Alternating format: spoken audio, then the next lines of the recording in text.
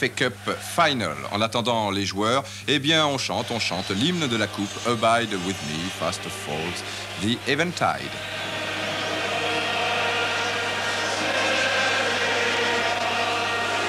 On chante fort et juste, bien entendu, tout le monde connaît ces paroles par cœur.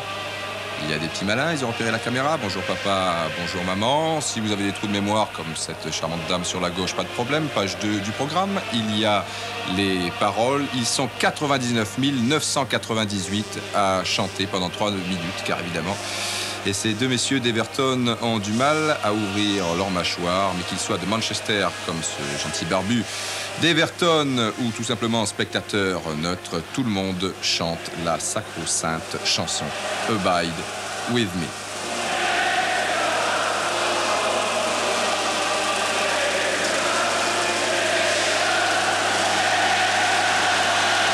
C'est terminé, on peut crier et agiter les drapeaux bleus et blancs pour Everton qui vient de remporter la Coupe des vainqueurs de coupe et qui est en passe de réussir un triplé historique, la finale de la Coupe d'Angleterre, après le championnat d'Angleterre et la Coupe des vainqueurs des coupes. Donc, et puis en face, on ne les a pas mélangés évidemment car il y a les redoutables supporters, les Hooligans de Manchester United. Là, les couleurs sont les suivantes, blanche, noire et rouge.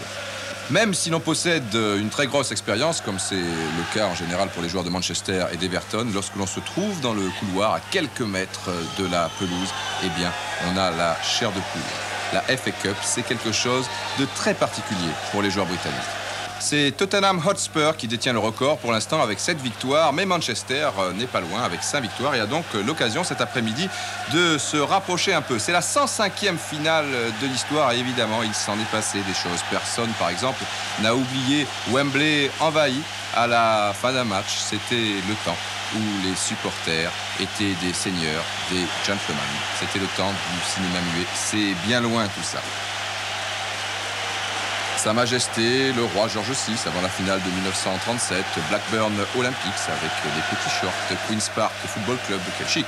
Blackburn Rovers, vainqueur 85, 84, 86, West Bromwich. Et puis on se rapproche un petit peu avec la fameuse finale 70, Leeds-Chelsea. Personne n'a oublié le tour d'honneur des deux équipes à la fin des prolongations. Les anecdotes ne manquent pas. On embrasse les pieds de Bill Shankly, le sorcier de Liverpool en 74. Certains embrassent la pelouse, d'autres les pieds. C'est comme ça, chacun son truc.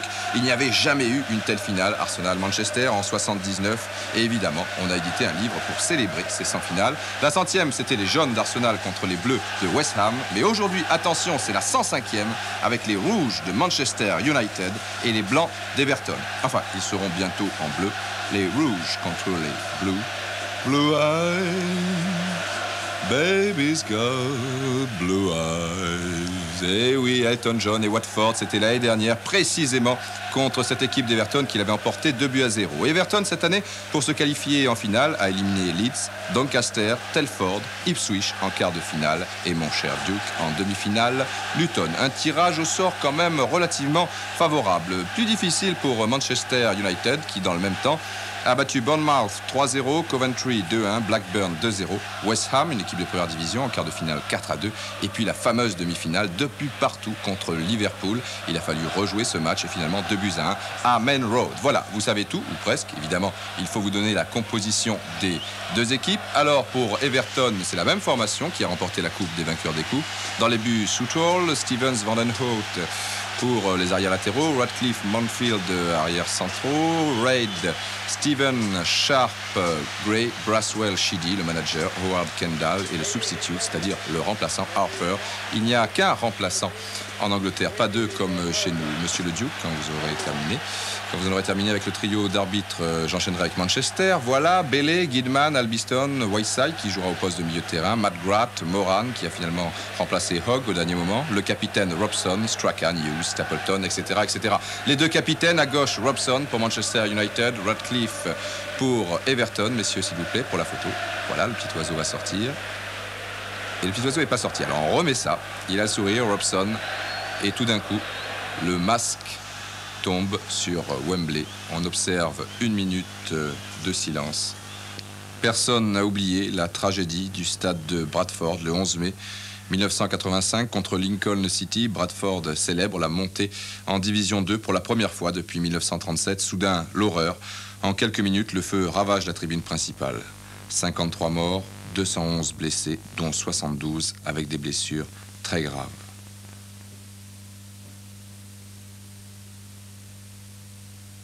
N'oubliez pas ce 11 mai 85, aidez-nous et téléphonez à ce numéro.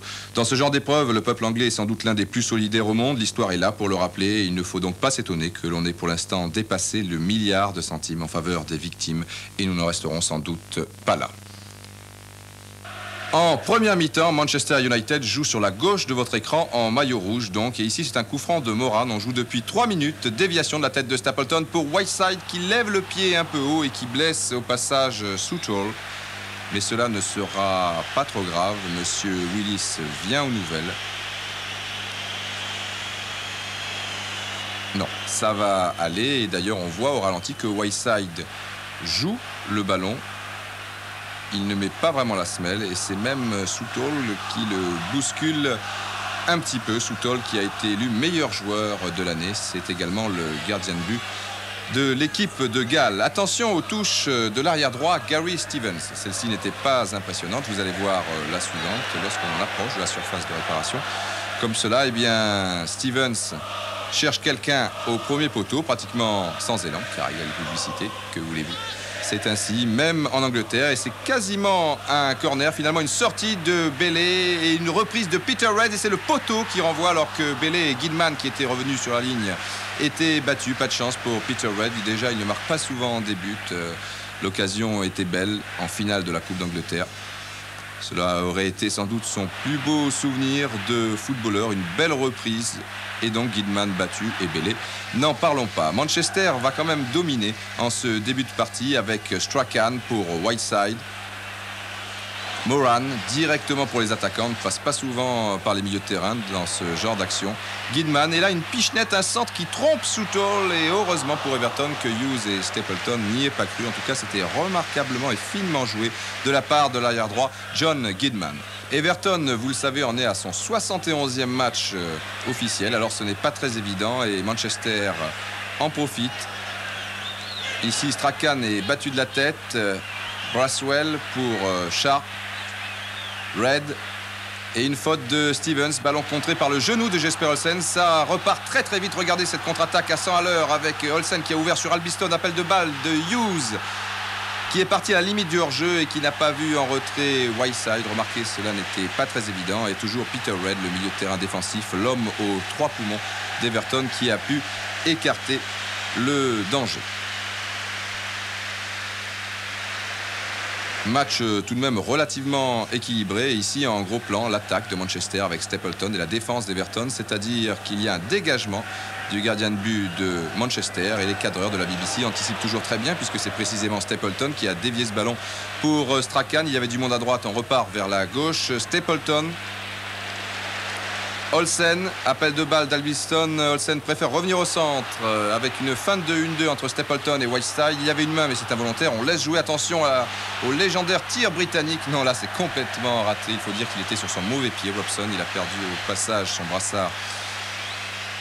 Ce n'est pas son brassard de capitaine mais son brassard noir puisque l'Angleterre est en deuil depuis quelques jours et ce brassard noir, eh bien Stapleton l'a déjà perdu. Déviation de la tête de Sharp, une main, finalement ça équilibre les choses. Elle était volontaire, un dégagement de McGrath et une main de Gilman. Attention au deuxième poteau, il y a du monde, notamment Andy Gray, le remarquable joueur de tête d'Everton, qui s'en veut et qui parle déjà à l'arbitre. C'est sans doute l'un des plus grands râleurs de l'histoire du football britannique. Il réclamait sur cette action un corner. Sharp, il attend, il fixe la défense, personne ne vient l'aider à droite, alors il est obligé de combiner sur la gauche avec Braswell, mais on s'y attendait un petit peu. Manchester récupère le ballon et repart avec Brian Robson. Stapleton, et là regardez bien sur le côté droit, appel de balle de Gordon Strachan. Et oui, Radcliffe a été piégé et la voie était libre pour Stapleton qui a été contré quand même au tout dernier moment. Un tacle à retardement du capitaine Kevin Radcliffe et le genou de Stapleton qui en a pris un coup. Mais en tout cas, c'était remarquablement bien fait. Vous le voyez au ralenti, Strachan qui est parti dans le dos de Stapleton. Un tir assez puissant, mais pas suffisamment cadré pour inquiéter le gardien de but Southall. Et alors que le réalisateur s'attardait sur le ralenti, eh bien, l'action se poursuivait. Vous avez vu qu'Andy Gray devant Gary Bailey, eh bien, n'a pas sauté. Il est allé au bout de son action. C'est assez courant dans le football britannique, on le sait, et les arbitres ne sifflent pas sur ce genre d'action, ce qui n'est pas le cas sur pratiquement tous les autres terrains du monde, on peut le dire. Et là, c'est la même chose. Si l'on suit le règlement, eh bien, il y a une faute d'Andy Gray sur Gary Bailey, qui a les 2 pieds décollés du sol et qui est en possession du ballon. Mais là encore, M. Willis n'a pas sifflé. C'est comme ça. Ils sautent haut tous les deux, mais Gary Bailey a évidemment l'avantage de pouvoir céder des mains. Parfois, ça aide. Toujours Everton qui connaît donc un bon passage. McGrath qui a vu en embuscade Andy Gray qui a anticipé au cas où il y aurait eu une passe en retrait pour Bailey. Jesper Olsen qui cafouille un peu et Ratcliffe qui part tout seul. Alors là, sur ce genre d'action, il va aller au bout, il va tacler, il va casser Gary Bailey. Non, il est vraiment très sportif, le capitaine d'Everton. Il n'a pas insisté. Et les supporters de Manchester United qui chantent One Gary Bailey, there's only one Gary Bailey. C'est vrai qu'il n'y en a qu'un de Gary Bailey. Pour l'instant, c'est la doublure de Shilton, mais bientôt le titulaire de l'équipe nationale. Alors que, évidemment, M. Willis a toujours des problèmes avec Andy Gray, qui s'excuse, mais il ne peut pas s'empêcher de parler, c'est comme ça. Alors maintenant, Guidman a quelque chose dans l'œil. Rassure-toi, mon petit, pas de problème, j'ai le mouchoir, la pince à épiler, tu vas voir. Attends, où est-ce qu'il est, ce petit truc-là? Voilà, c'est parfait, ça va mieux. Merci, M. Willis. Et oui, c'est la grande famille du football anglais. Là-bas, on respecte l'arbitre, les adversaires. Il n'y a que dans les tribunes que ça se passe pas toujours vraiment très bien. Olsen pour Whiteside et Mountfield qui était en difficulté, l'une des situations les plus délicates pour un défenseur lorsqu'il a un adversaire dans le dos, qu'il arrive comme ça en pleine course et qu'en pleine course devant lui arrive son gardien de but. S'il la glisse trop fort, eh bien il donne le ballon sur un plateau pour l'adversaire en question qui aura suivi, où il peut marquer contre son camp. Donc il s'en sort bien, Mountfield, et c'est sur cette action que se termine cette première mi-temps, donc sur le score de 0-0. Et à la mi-temps, évidemment, à Wembley, toujours un petit peu de musique. Ils sont charmants. Malheureusement, les photographes ne respectent rien. Et au passage, évidemment, si vous ne l'avez pas acheté, c'est le moment à la mi-temps où vous avez du temps de libre. Le programme, £1, c'est pas vraiment cher. Des pages en couleur, le match de l'année. Évidemment, la FA Cup, je vous l'ai dit, c'est très important, c'est capital dans la vie du football britannique. Les records d'Everton, si vous voulez tout savoir sur les joueurs, le nombre de sélections, les clubs précédents, etc., etc. Une interview d'une des stars, Blue, donc c'est Peter Reid. Ici, des publicités, à ça, on ne peut pas y échapper, c'est partout pareil. Et puis la composition des équipes. Et si vous ouvrez, c'est magique. Attention, programme Ouvre-toi, et voici les posters de Manchester et d'Everton. Et là, dans la deuxième partie du programme, évidemment, c'est la même chose, mais des précisions sur Manchester United. Et la musique, ça continue, toujours dans le rythme, avec beaucoup de place. Ça, évidemment, ça ne s'invente pas. Ils l'ont dans la peau, ça ne s'apprend pas non plus. On l'a ou on l'a pas. Et les Anglais, effectivement, ils l'ont. La classe, comme Aldo.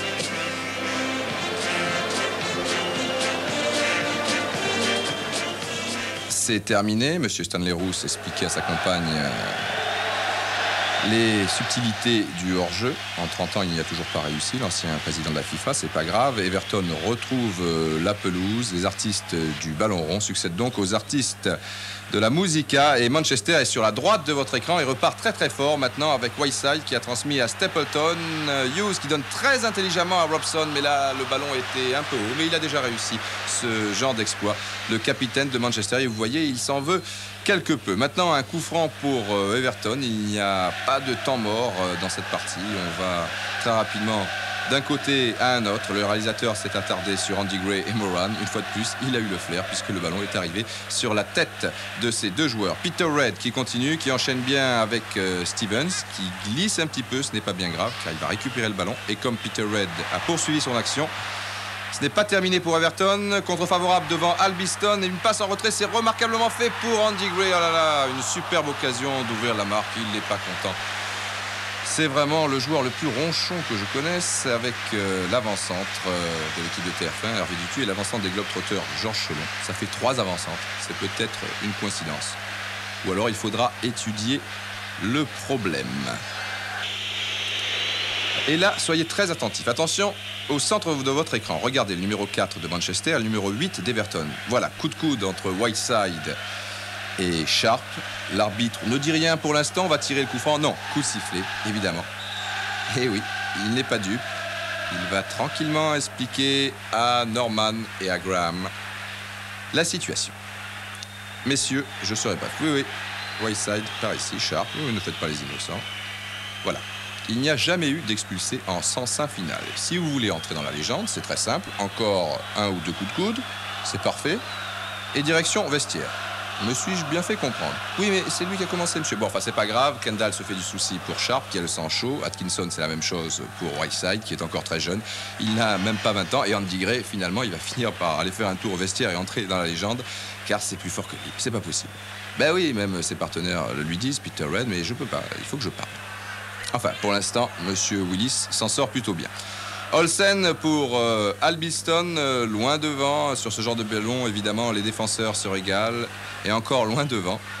Et encore une interception, cette fois de Robson. Olsen, ah là c'est bien joué. Hughes pour Whiteside, parti encore à la limite du hors-jeu qui va sans doute ouvrir là maintenant. Southall est sorti à la perfection et en 2 temps. Il réussit à arrêter ce tir de Whiteside. Enfin, un petit tir, il voulait surtout placer son ballon dans le côté opposé. Il aurait pu, me direz-vous, tenter sa chance sur la droite, car sur la gauche, il y avait du monde, mais c'est toujours plus facile de dire tout cela tranquillement, installé dans son fauteuil au ralenti. Hughes pour Olsen, très actif dans cette deuxième mi-temps, mais il commet une faute. Nous sommes à la 77e minute, c'est McGrath qui commet une faute et une deuxième de Moran sur Peter Red. Et oui, ça mérite un carton. Enfin, il n'y a pas de carton en Angleterre, pas de jaune, pas de rouge. Il y a un petit carnet. Et pas loin un petit stylo, cela va de soi. Il n'a pas eu encore d'avertissement, Moran. Bon, bah, c'est le premier, c'est indiscutable, mais ce n'est pas vraiment méchant quand on revoit cette action au ralenti. Vous voyez, il y va franchement, c'est vrai, mais il joue le ballon. Et ce ballon, juste Peter Red a réussi à le glisser un petit peu plus loin, sans doute pour Andy Gray. Mais là, stupeur. Le public est debout. Moran est expulsé. Et Robson, évidemment, le capitaine, n'est pas d'accord, tout comme Strachan, Hughes et Stapleton, qui évidemment préfère la sagesse et calmer Kevin Moran qui s'énerve. Et là, on ne peut pas trop lui en vouloir. C'est une catastrophe pour lui. On a d'ailleurs coutume de dire en Angleterre qu'une finale de FA Cup pour un joueur de football, c'est le plus grand jour de sa carrière. Et là, ce sera le jour le plus triste sans doute de la carrière de Kevin Moran, qui est le premier joueur donc de l'histoire à être expulsé en 105 finales de Coupe d'Angleterre. Voilà, Stapleton le raccompagne. Il est KO debout, le malheureux Kevin Moran, qui est pourtant un joueur correct. Et là, il faut reconnaître que M. Willis a sans doute commis une erreur dans la mesure où Moran n'avait même pas été averti en première mi-temps. Vous voyez, même Peter Red, le 6 d'Everton, vient le réconforter. Allez, n'aggrave pas ton cas, rentre tranquillement, qu'est-ce que tu veux, il s'est planté. Il s'est planté et maintenant à 11 contre 10, alors là, ça vaut une cote. Mais enfin, avec les Anglais, on ne sait jamais, ils ont un moral d'acier. D'ailleurs, vous voyez que même à 11 contre 10, eh bien, Manchester attaque avec Albiston, Jesper Olsen. Albiston qui tente et réussit un parfait 1-2 avec Hughes et un faux rebond là qui aurait pu poser des problèmes à Southall. C'est incroyable. Un faux rebond sur la pelouse de Wembley. C'est du jamais vu. En tout cas, 0-0 à la fin du temps réglementaire. Il fait chaud et on reste sur la pelouse. Dans quelques instants, la prolongation. Tout le monde est là sur la pelouse. Tout le monde, sauf évidemment Kevin Moran, qui se lamente et qui se pose bien des questions. Enfin, tout n'est pas encore perdu pour Manchester. Après tout, ils peuvent tenir une demi-heure et en cas d'égalité, contrairement à la France, par exemple, le match sera rejoué en France. Vous savez qu'on dispute l'épreuve des pénaltys. Alors faites votre choix, Everton, Manchester, Everton, Manchester, Everton ou Manchester. Mais ça vaut une cote quand même. Whiteside pour Manchester qui jouera donc comme en première mi-temps sur la gauche de votre écran. Et Everton qui veut prendre Manchester à la gorge. C'est maintenant ou jamais avec Peter Red qui démarque bien Braswell. Il était bien parti le ballon, mais Gary Bellis finalement sans trop de problèmes en 2 temps. Toujours Everton avec un coup franc à 30 mètres face au but. Tiré avec Sheedy, puis Radcliffe, la tête de Sharp et finalement Vandeo qui arrive et qui est bousculé au tout dernier moment par Norman Whiteside qui a réalisé un match absolument extraordinaire, tout comme Bailey, le gardien de but, et tous les autres. Il faut le reconnaître, quoi qu'il arrive maintenant. Et pourquoi pas un but? Il y a déjà eu quelques petits miracles dans ces 105 finales de Coupe d'Angleterre. Duxbury qui est rentré en cours de jeu à la place d'Albinston et une faute de Southall qui aurait pu profiter à Strachan. Et vraiment, les réalisateurs britanniques méritent la palme. Ils vont tout vous expliquer. Southall, l'homme qui a commis la faute, Strachan, qui aurait pu marquer, et Duxbury, qui était à l'origine de l'action. Évidemment, cela se passe de commentaires, mais excusez-moi, que voulez-vous, je suis payé pour en faire des commentaires. Donc je continue, tout comme Manchester, avec Robson pour Olsen, qui sera peut-être le 9e étranger à remporter une finale de Coupe d'Angleterre. Mais pour cela, il faudrait tirer un peu plus fort et cadrer mieux son ballon. Enfin, je ne suis pas bien gentil, car on joue quand même depuis maintenant 105 minutes. Et évidemment, la fatigue se fait sentir. Half-time, c'est la mi-temps de l'extra time, c'est-à-dire de la prolongation. On prend les mêmes, on inverse et on recommence. Les rouges, maintenant, sont sur la droite. Red, qui va peut-être partir tout seul, combine bien avec Gray. Le tir de Braswell est détourné par Gidman. On élargit bien avec Trevor Steven et là Gary Bailey, qui était pourtant seul et qui fait signe quand même à ses camarades de la boucler, de pas trop insister. Il fait ce qu'il peut, hein. Pour l'instant, ça se passe pas trop mal puisqu'il n'a pas encaissé de but. Alors écrasé un petit peu, il n'empêche que Gary Bailey est un peu fébrile et que Kendall, le manager d'Everton, a le moral.